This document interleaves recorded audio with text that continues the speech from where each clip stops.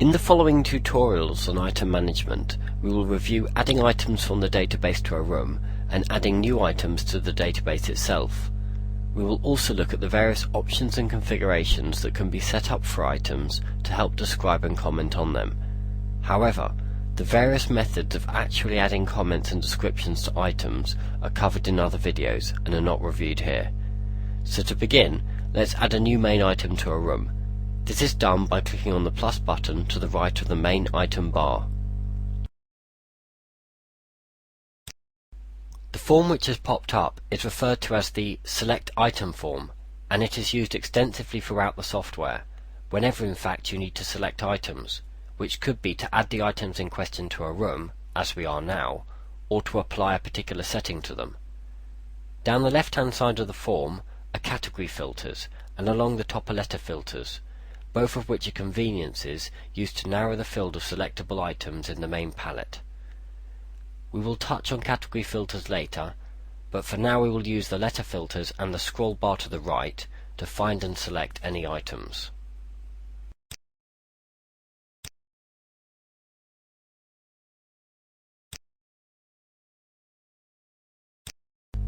The database of items, which is automatically installed along with the iAssist software, is extensive and comprehensive, and it is unlikely that you will need to add new items which aren't in the database.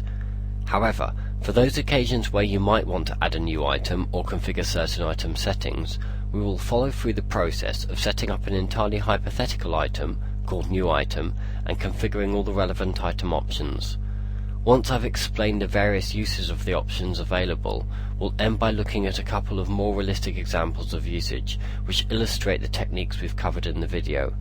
So to start with, let's suppose that we're looking to add another item to this lounge.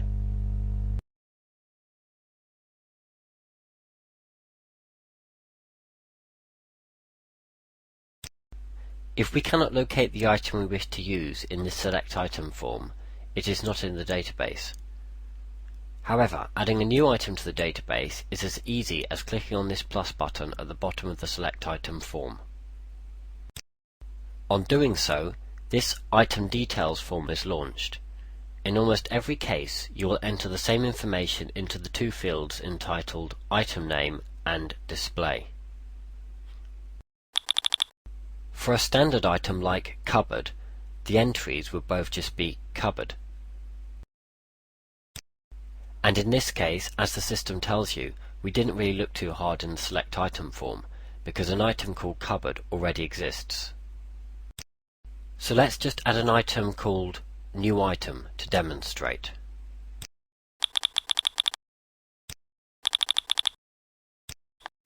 Any image in a JPEG format can be imported as a visual representation of the item, which will not be shown on the report, but will be a visual aid to you in selecting the item. In this case, we'll just import a question mark image.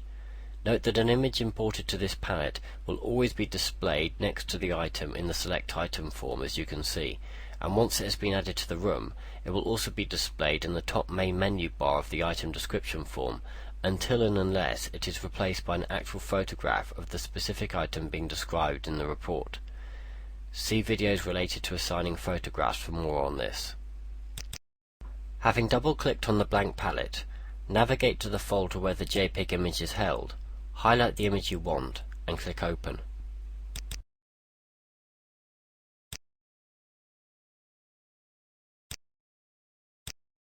Having just created a new item, iAssist now automatically prompts you to associate the item in question with any relevant item type or damage type vocabulary menus, which would make the contents of those menus available for selection whenever the new item is selected for editing in the item description form. For the time being, we'll associate this item with certain sets of damage type terms, which we will see in use in a moment, but we will not link it to any item types.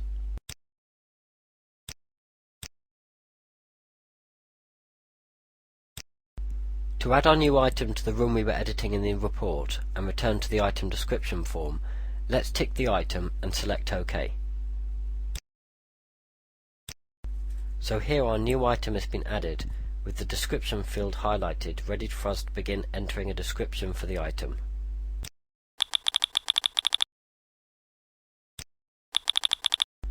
To rearrange the order in which any main item at the top will appear within a room on the report, just click on it and drag.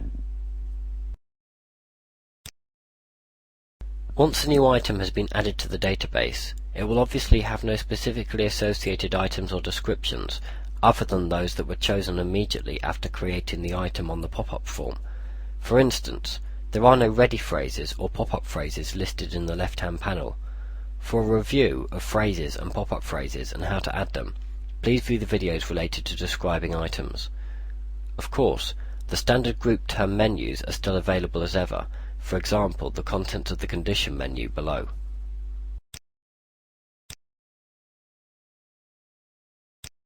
And the general list of all damage terms are here. These linked damage sets, water, paint and hard surface damage, were selected immediately after the item was created when we were prompted, and so naturally they are displayed within the Linked Damages tab of the Damage Type menu. Please note that these are merely groups of damage terms selected as particularly likely to apply to the item in question, but if you use these group term menus, you may prefer to stick to using the All Damages tab with the letter filters displayed a moment ago. Now let's briefly look at the Item Type menu. As you may have expected, because we have not associated any specific item types with this item yet, no related item type terms appear in this menu while the new item is selected for editing. Note that the two menus just viewed, the Linked Damage and Item Types, are the only menus in the list of group term menus at the bottom of this item description form that hold content which is specifically filtered to be relevant to the item being described. The contents of all other group term menus do not vary depending on the actual item selected for editing. As no items will have been linked to the new item as yet, on clicking Add Sub-Item, there are no linked items displayed in this form. You can of course always add items not shown in this form as sub-items by clicking on the Add Other Items button here, which brings up the Select Item form. I'll now proceed to select some entirely random sub-items to add to our new item.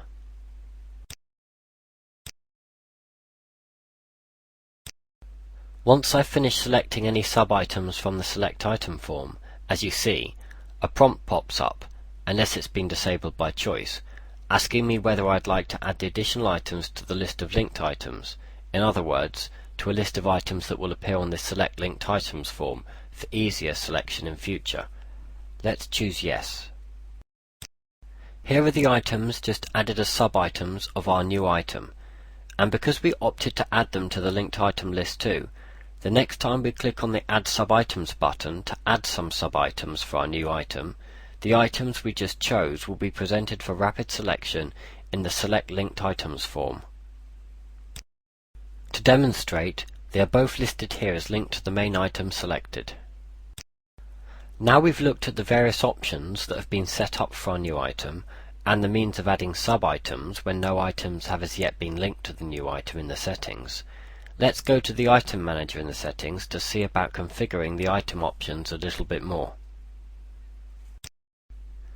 You can access the settings either from the main menu, on the first screen seen after logging into iAssist Inventories, or by clicking on this cog icon in the various forms where it is displayed, as it is at the bottom of this Property Overview form. As you can see, the settings has many tabs, but the only tab for configuring item options is the Item Manager, which conveniently enough is the first tab highlighted when entering the settings after clicking on the cog icon. When the Items Filter button at the top is selected, as it is automatically on entering the Item Manager, all the items in the entire database are listed in this left-hand column, unless of course a letter filter has been applied at the top. If a letter filter has been selected, the filter button to the right will automatically appear as selected. You will note that you can also display the full list of rooms by clicking here. However, there is a separate video dedicated to the management of rooms, and for our present purposes we will return to the item filter. All the other palettes shown on this form display various options that are configured for whichever item is currently selected in the left-hand column.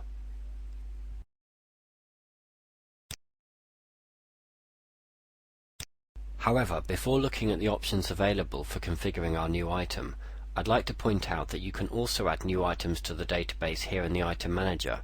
If you recall, I added the currently selected new item by clicking the plus button at the bottom of the Select Item form. Clicking this plus button brings up the same item detail form as before, and of course the item details are added in the same way as they were for the last new item.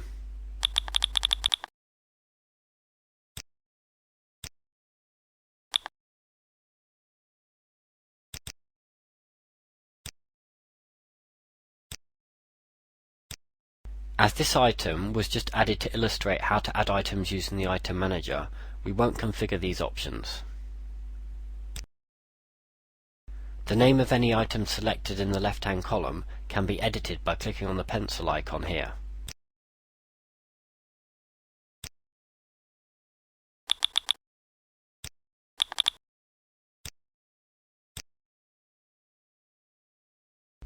And of course any item can be deleted entirely by clicking the X icon here.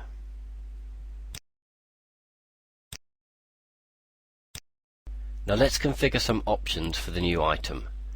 You'll know that there are basically 4 types of option available, one for each palette to the right of the item list.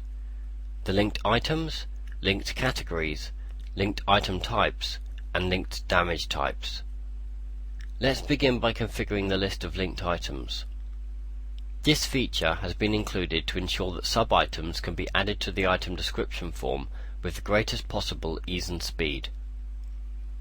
If you chose to add a sub-item to the item selected on the left, then any items shown in this linked items list would be displayed for selection in the Select Linked Item form, which pops up on clicking Add Sub-Item. So essentially, this linked item list is just a short list of suggested sub-items which appear when the item highlighted on the left is selected in the item description form and you click the Add Sub-Item button. Earlier, I added some random sub-items, alarm panel and alarm sensor, to the new item by clicking the Add Additional Item button, which is at the bottom of the Select Linked Items form. I was then prompted by the software to choose if I wanted to have those items automatically added to the Select Linked Item form for quick selection in future, and I chose Yes. As you see, when these items were added to the Select Linked Item form, this list in the Item Manager was also updated to include them. To add linked items using this Item Manager form, select the item in question, click on the Add Linked Item button below, and select some further items from the Select Item form.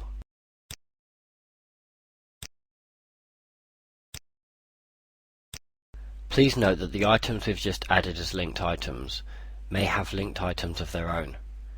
If we wish to see which items are currently linked with any of these items, we can click on this drop-down arrow next to the item in question.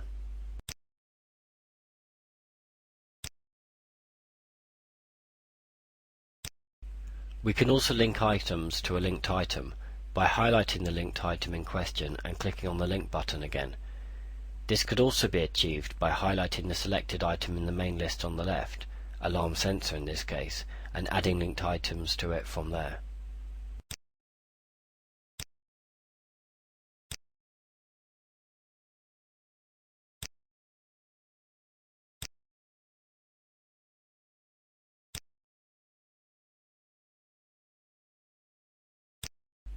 Having set up some random linked items here, some of which have linked items themselves, let's return to the item description form to demonstrate using them to add some sub-items. Earlier, we added the 2 sub-items alarm sensor and alarm panel seen above. Now let's add some more sub-items. Note that the items shown in the settings as linked to the new item are all displayed in this linked item list as potential sub-items. Now let's add the sub-item door. This time we'll add some sub-items to the door, which is itself a sub-item of the new item, and at the same time another sub-item directly to the new item. We select any sub-items for the main item from the upper list. As we've only linked alarm panel and alarm sensor, add another alarm panel item. and we can select some of the items linked to the door from the lower list. Finally, I'll add an item not on the list above, which can always be done on the odd occasion the sub-item you're looking for is not available.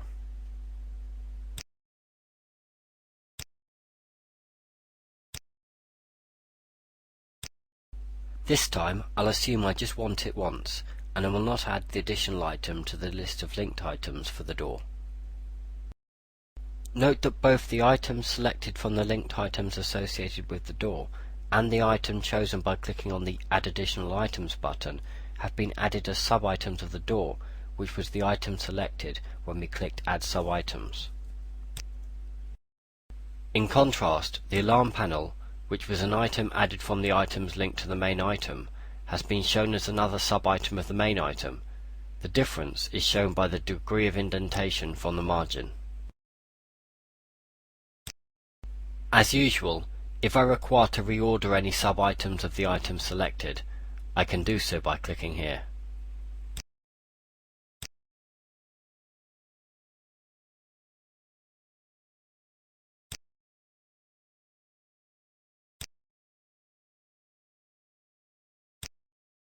To delete any item or sub-item, I can highlight it and click on the X button at the top of the column.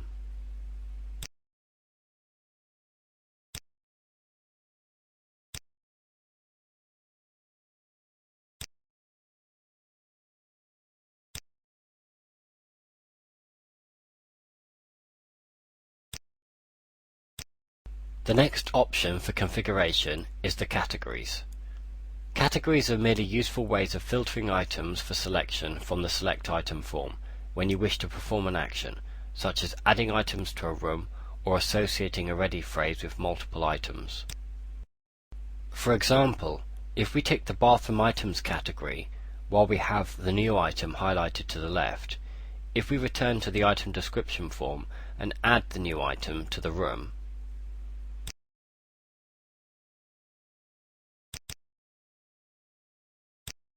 then on selecting the Bathroom Items category, our new item remains in the palette for selection.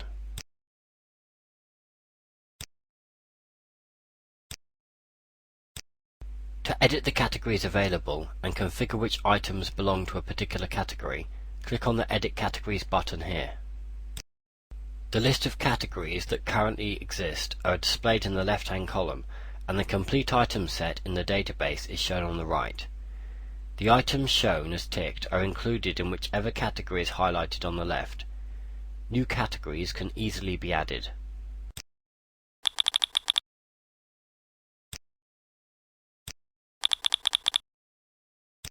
Existing category names can be edited,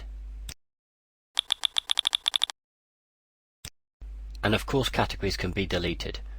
Note that deleting a category will not delete the items within that category from the database, but will remove that particular category as an available filter. Obviously, to remove any item from a category, untick it.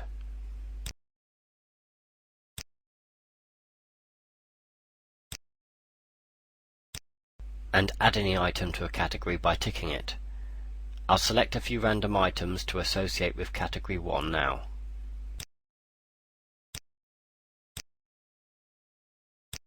Note that category 1 is now shown in the list of categories, and if I now select the item Aerial, the tick box next to category 1 is checked to indicate that Aerial is one of the items included in category 1.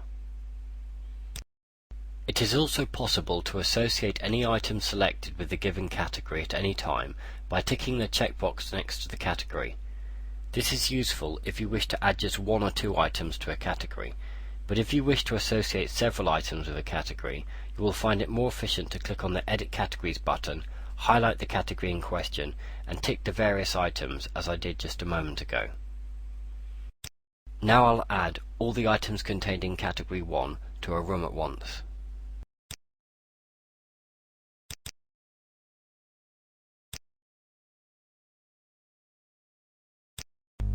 Note that I can use the Select All button at the bottom to quickly select all the items still visible in the palette.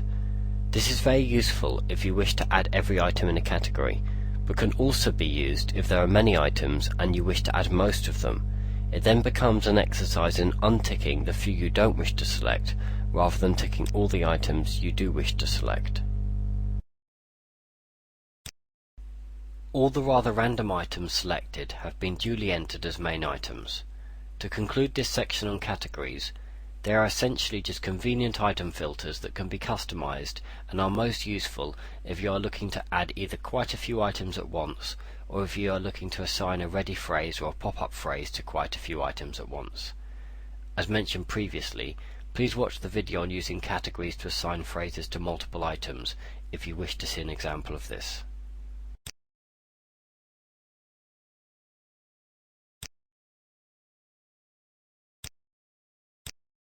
Linked item types are straightforward.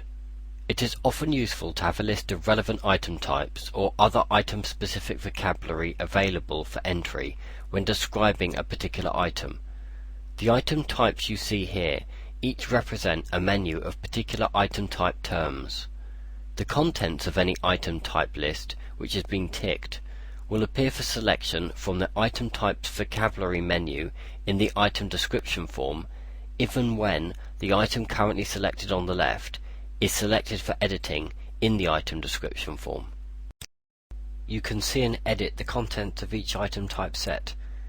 As usual, you can add new menus and then populate the menu contents.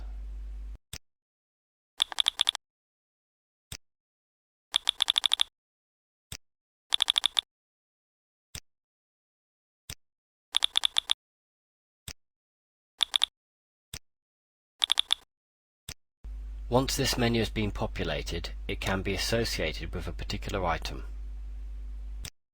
In this case, as our new item is selected, if we tick the new item type menu, it will be associated with our new item.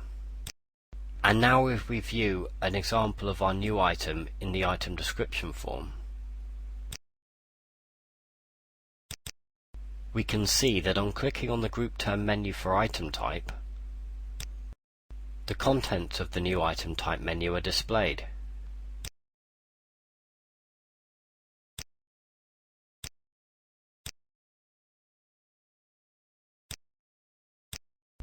In fact, any number of item type menus can be related to a given item by ticking them, but in nearly all cases only one menu of types will in fact be relevant to any given item.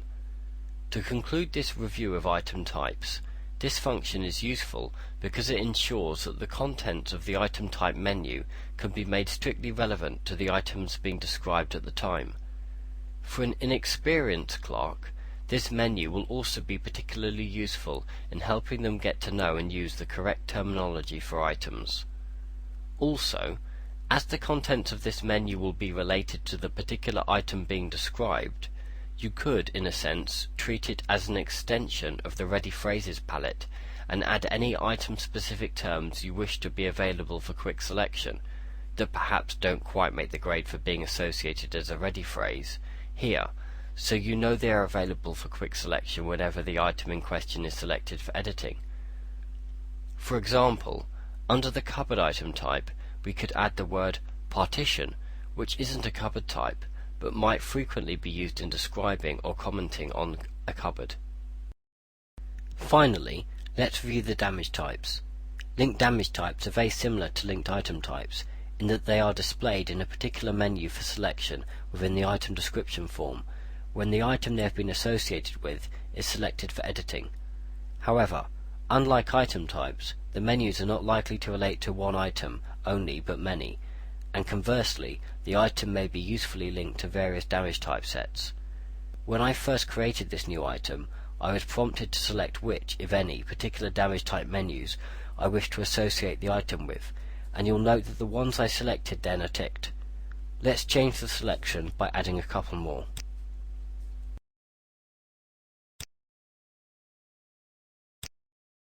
And now let's briefly see where the terms in these menus can be entered from in the item description form whenever we are editing this new item.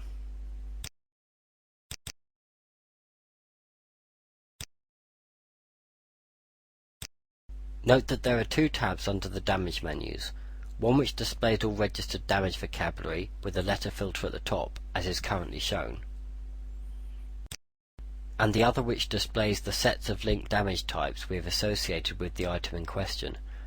Note that you could change which tab is displayed first on clicking the damage menu button below by selecting the tab you wish to set as the default and clicking here.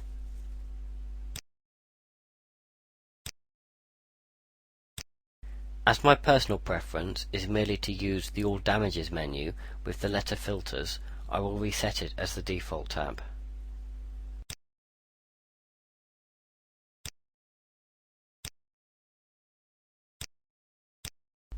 Now that we've reviewed each configuration option for any item, I will briefly give some specific examples of application, which will also demonstrate the potential use of entering differing item and display names for the same item. The ability to assign both a standard name and a display name is particularly of use in relation to setting up new rooms, but it can also be applied to items as follows. Suppose that although we already have an item in the database called cupboard, we want to be more sophisticated and create an item called kitchen cupboard and associate it with setting options more relevant to the kitchen in particular than the settings configured for the general cupboard item at the moment. However, at the same time, we want the kitchen cupboard to appear on the report just as cupboard. The contents of the field item name will be the name of the item displayed in the select item form and here in the item manager, and this name must be unique. Therefore, we would add the new name kitchen cupboard here. On the other hand, the contents of the display field will be the text shown on the property overview and item description form, i.e. the text shown on the forms which are seen when describing the item that has already been added to a specific room, and it will also be the item name entered in the produced report, so we will merely add the text cupboard here. As shown previously, you may add an icon image by double-clicking on this palette and navigating to a folder where you have imported or downloaded a suitable image. However, the image does not need to be unique for each item, and as you can see, an item does not strictly need an image to exist. The image is merely an aesthetic consideration to help you rapidly spot the item when adding it to be described.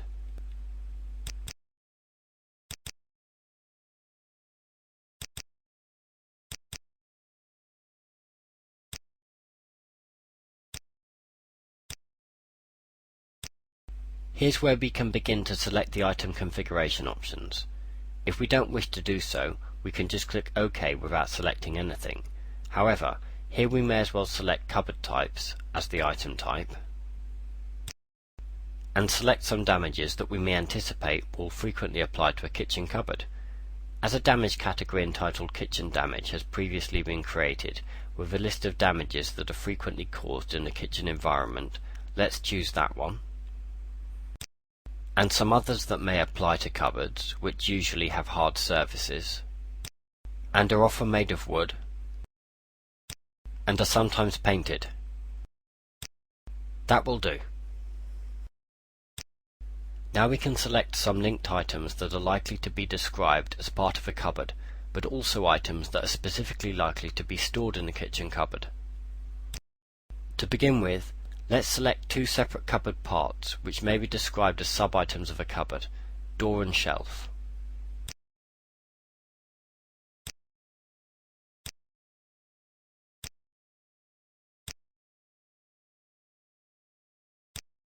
And now let's link some kitchen-related contents. To do this, it will be most efficient to just link some items created already to contain groups of kitchen-related paraphernalia.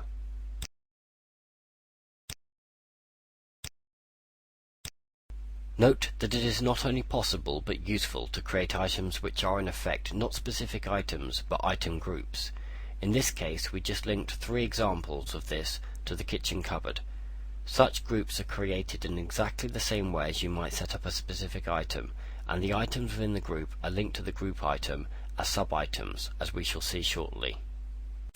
You can see the items just linked in the list above, and if you wish to see any of the items already linked to the linked items, just click the drop-down arrow.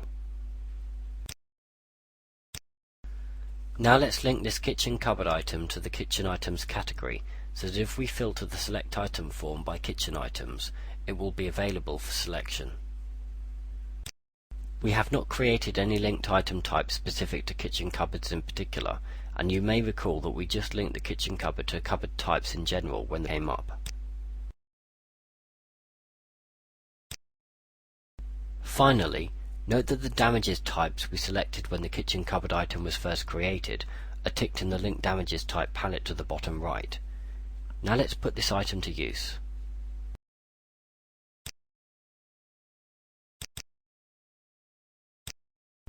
First of all, as we have linked the item kitchen cupboard to the kitchen items filter, let's use this functionality by clicking the kitchen items filter to the left.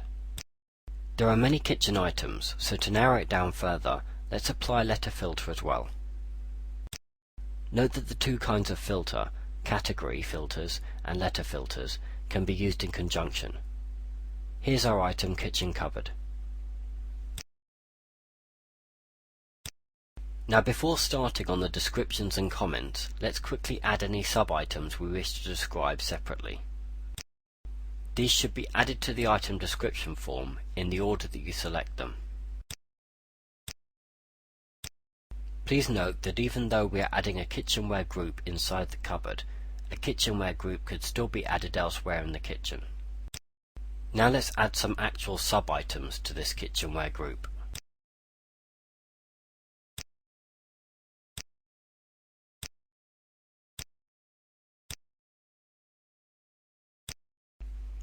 As you can see, it was quick and easy to add the necessary items as they were all presented for selection in the linked item list.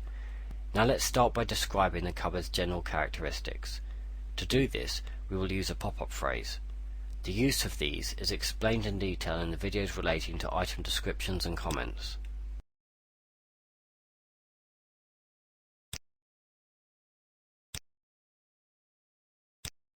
Please note that the menu item type has been included in the pop-up phrase structure, and because the kitchen cupboard was linked with cupboard types, the cupboard type wanted is displayed here for selection.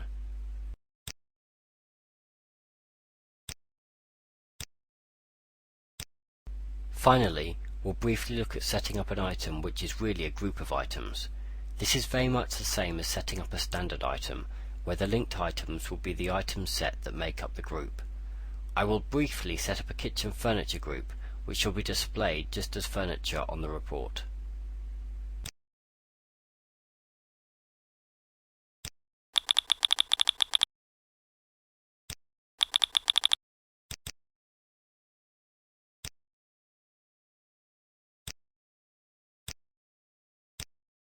At this point it is worth noting that as we are setting up a group item which will contain items, there is no sense in associating it with a particular item type or damage type, as these only really apply to specific items.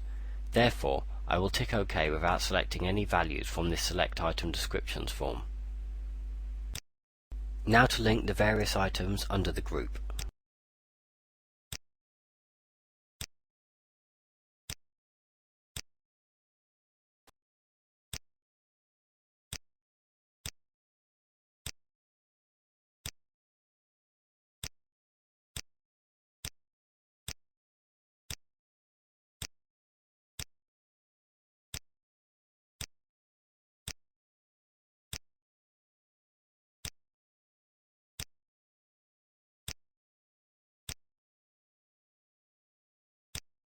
And to finish, we can associate this group with the category kitchen items so that it can be found on the Select Item form when the kitchen items category filter is applied.